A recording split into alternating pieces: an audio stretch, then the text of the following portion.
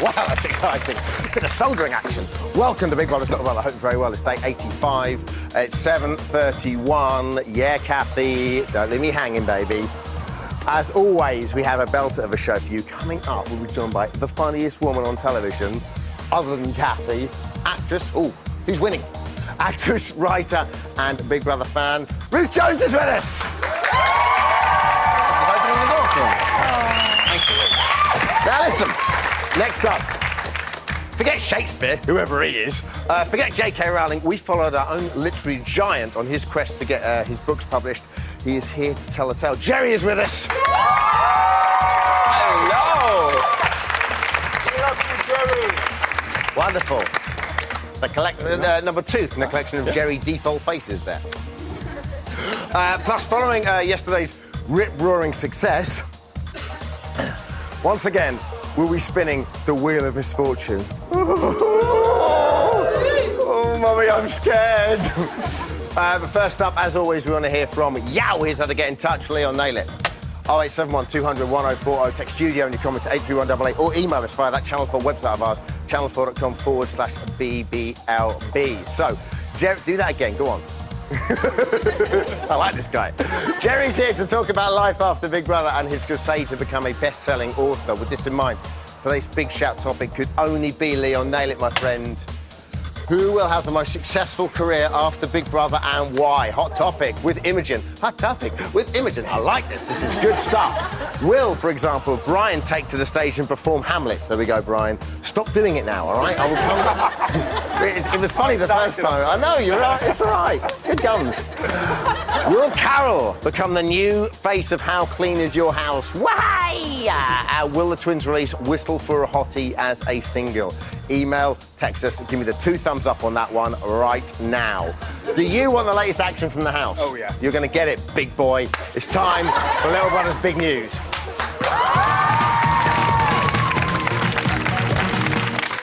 OK, first up, today was, of course, dreaded shopping list day. And at 12:13, Liam led the boys in a strategic battle plan to make sure Carol didn't overrule proceedings. Take a look. Now, Brian's asked me to come and stand by for moral support because he's frightened of Carol. This is the most, right? this is the most ridiculous Then, thing. So there'll be 6 of us there. Right, well, no, I'm not going to say anything because I'm only going to be there for 15 minutes. Then, what? Carol's going to be located here, right? Right. So he's going to tell Carol Louise things here. You've got to pinch the movement here, then head her off at the pass. And then Carol's going to be in there, right? So she's brought the first boundary and she's now inside enemy gate. Then what she's going to do... in the middle of red territory. Everybody else will kind of topple, and that'll be like that. Ha! 50 million carrots! I know that didn't make any sense to you whatsoever, but listen to the next 2 news stories. They're terrific. Thankfully, the writing of the list, by the way, did manage to pass without too much trouble. And at 12:29, Carol turned her attentions to making it yet another slow news day. Take a look at this. What are you timing, Miss Carol? The egg timer. You're timing the egg timer? Yeah, because it's obviously been dropped again or something. Oh, you think it goes for an hour? And Working it out. what's actually happened was we put the egg on, and although the time went down, it didn't ring. So I've taken it off and pushed the Fiddled with thing it. down properly We'll see if it's going to go off. and turned it on for an hour. Partly to see if the time's going properly. Yeah. Partly to see if it then actually goes off or not.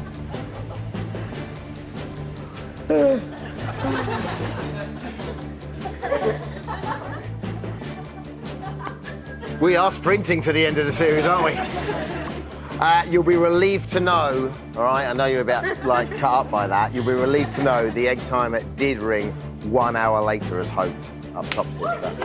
And at 5:27 p.m, this is far better, the housemates were set a mini task to make Big Brother laugh in exchange for some much-needed cigarettes.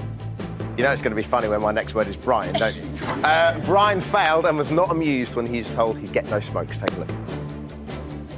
What is wrong? I mean, I'm sorry, I just can't tell jokes. Please, I really want these bucket of fags. Please, Big Brother, all right? I can't tell jokes. I'm not a jokey person. I don't do jokes. Please laugh at my joke, please. Seriously, my brain's off. You know, the twins will only talk to me about Pink. Liam. Brian. Yeah. Big Brother has failed to laugh at any of your jokes. Please don't. Therefore, Big Brother will fail to give you any fags. No, Big Brother, this is out of order. Please, can't do this. Please, there's 20 of them and everyone else is going to win and I won't have any. Please. Goodbye, Brian. You may now leave the diary room. Are you proud of yourself? That was brilliant. That was everyone's big news.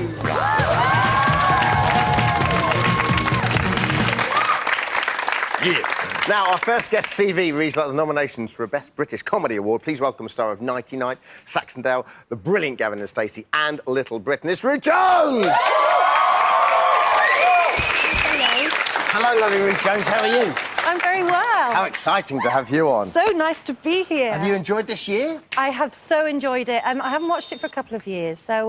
Why did you duck out? 'Cause I felt that everybody was talking all the time about what was going to happen when they got out and about their deals and what deals they were going to get, and it just got really boring. You know, I watched it in the olden days of Alex and JT and all that. Love it. Yeah, and I loved it then, you know. But this year, I've been absolutely gripped. I don't know why. I've watched it every single night. OK, so...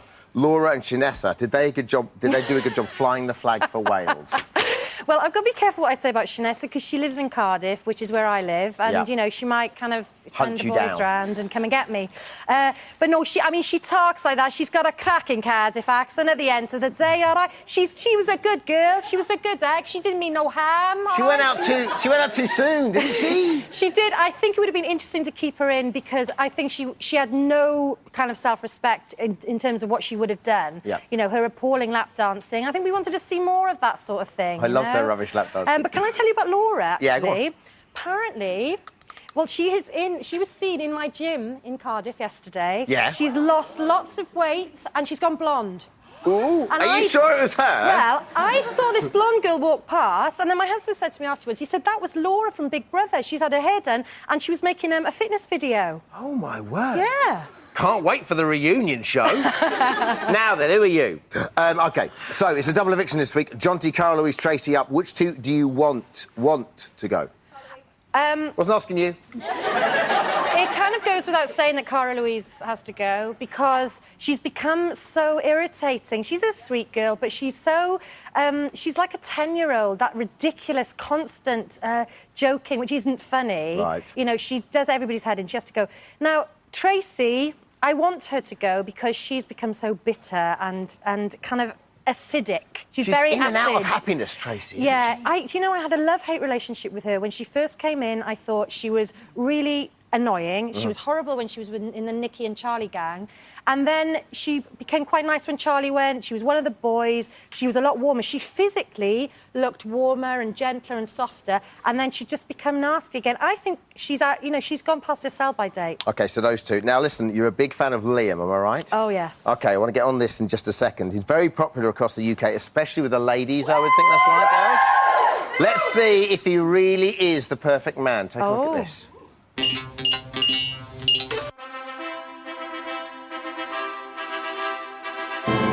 Looking for the perfect man? Try Liam. He's a silver-tongued smoothie. I just can't be asked to flip and be like, Senor, smooth with you tonight. It's great with kids. Don't eat me. Just a little bite. Your child could look like this. And sound like this. I want to try and get rid of this monotone voice. And he's minted. We had a minute to decide who to give the £100,000 to, and we've chosen Liam. Available from the 31st of August. Order now while stocks last. OK, Liam, discuss. He ticks all the boxes. He is gorgeous to look at. He's very sexy. Agreed. He's got a great sense of humour. He's intelligent. Yeah. And he's very compassionate, I think. And Okay. he's a very honest guy. Okay, to our researchers, you described him as a son, a friend, a boyfriend everyone would want. Yes. Now, and we need to go through this, girls. We discovered some rather interesting things on his application form which could change your opinion. I'll give you interesting. Exhibit A. First, you said he's the son every mother Right. would want, OK? When asked for the one thing in life that has made him the most ashamed, he answered, I once took off is spelt wrong. All my clothes at a pal's wedding in front of his family and other oldies. Sorry, my bad. Good thing, bad thing. Oh, what's wrong with the naked body? All right, we forgive Especially that. his. I mean, Exhibit come on. B. Liam is the perfect friend. When asked what he'd do if he found his best friend's diary, he simply answered, read it, then never tell anyone, Ruth. But at least that's honest. OK. Thirdly, Liam, the perfect boyfriend. When asked if he was monogamous, he simply said... Oh! So, could you share him with another? Well, I'm not up for grabs, but if some nice let's just say single you young were. lady, I think that I think because he mentioned something about being married, and he said he couldn't marry someone who was bisexual. Mm-hmm. So I think he probably respects marriage quite a lot. So perhaps before he gets married, he's just going to play the field. I There's love nothing the wrong with rose that. tinted glasses you're looking through. Lastly, can he win? I don't see why not. I don't see why not. Look, it's a competition, OK? Put the money aside, Yep. he's been the best value contestant. I think that is important. If people are thinking, I shouldn't give the money to Liam because he's already got £100,000. It's like you said, it's the competition. That's irrespective. Exactly. And I know everyone's saying that Carol should get the money, and don't start me off on Carol because I was physically angry and tamping in the kitchen last night when she didn't get nominated. But there we are. But it's not about money. Everybody will get money out of this when they come out. Carol will get money. But in terms of winning the competition, I think Liam should win it. OK, brilliant. Thanks a lot, Ruth, everyone.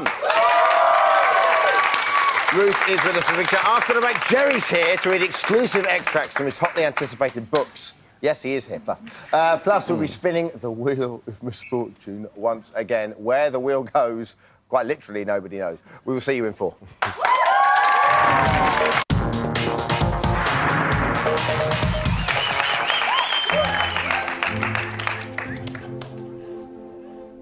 No. Welcome back. It's day 85 and it's 7:48, and you join me in the BBLB drawing room for story time. Now, are we all sitting comfortably? Thank you. Then, I shall begin. Still to come, we'll be catching up with one lucky housemate in the Wheel of Misfortune.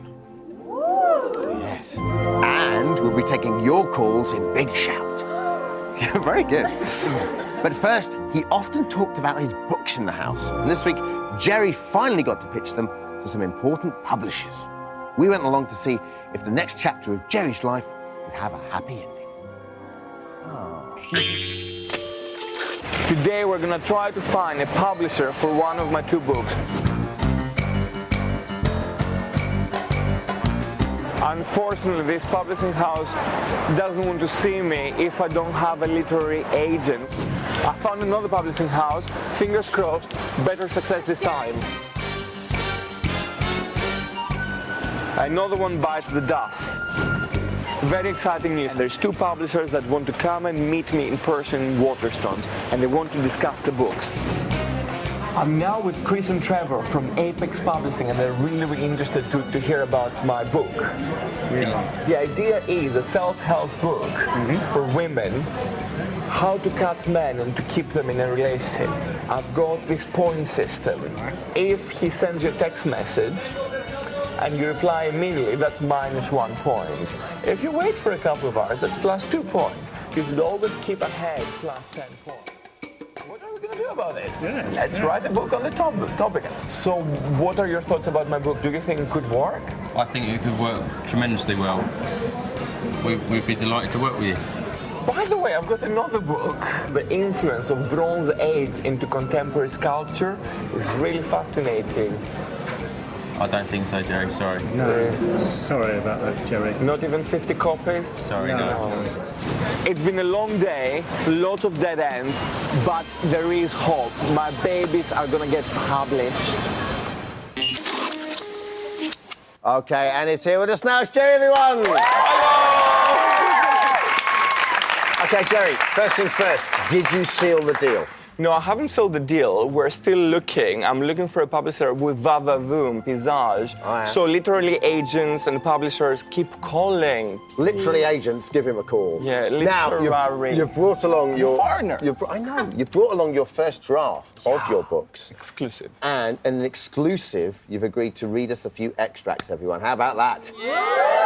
Only Okay, for you. First up, we have Treat Them Mean and Keep Them Keen. Ladies, sit back, listen and learn. Now, girls, always remember the wise words of Eleanor Roosevelt.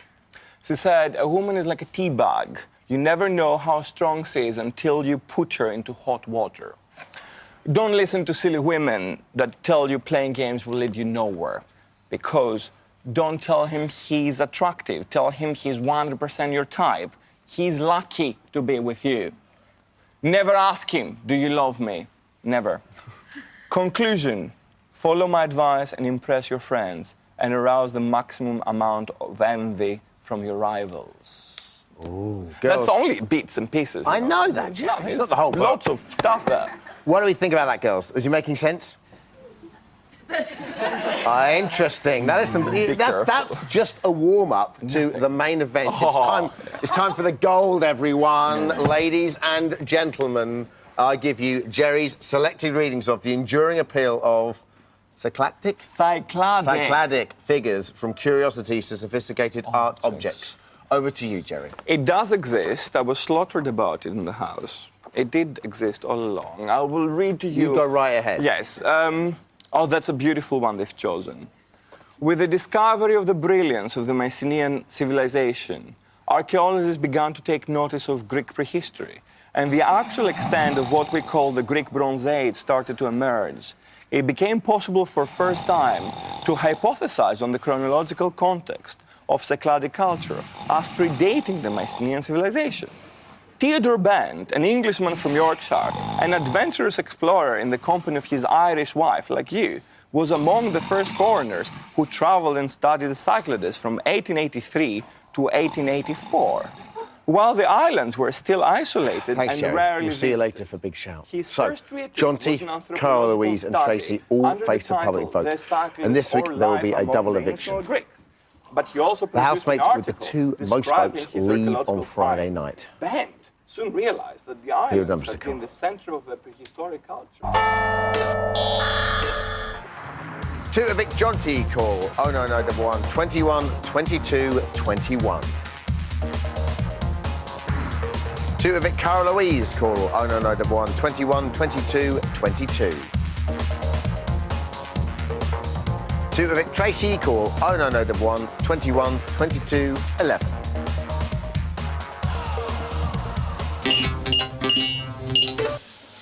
At least 10p from each call will be donated to charity, details of which can be found at channel4.com/Big Brother. Time now for...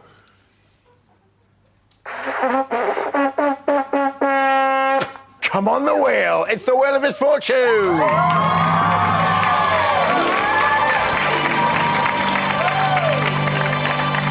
Oh, I love you, my princess. Where hopefully we'll be catching up with one lucky ex-housemate. Everyone who's walked or evicted this year is on the wheel, along with two mystery places ready to be filled after Friday's eviction. Now, didn't go too well yesterday, so let's hope we have better luck today. I'll spin the wheel wherever or whichever ex-housemate it lands on. We're going to give them a call, see what they're up to, all right? All right, everyone? Yeah! Brilliant. Let us spin the Wheel of Fortune. Come on, everyone, dance. Dance, you fools, dance. Oh, hello, where's it gonna go? Where's it gonna go? Shabnam. I'd forgotten she was even alive. Let's give her a call.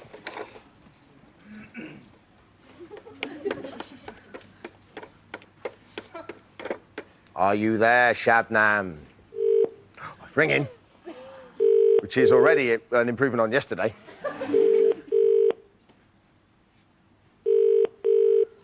Come on, Shabnam. What's she doing?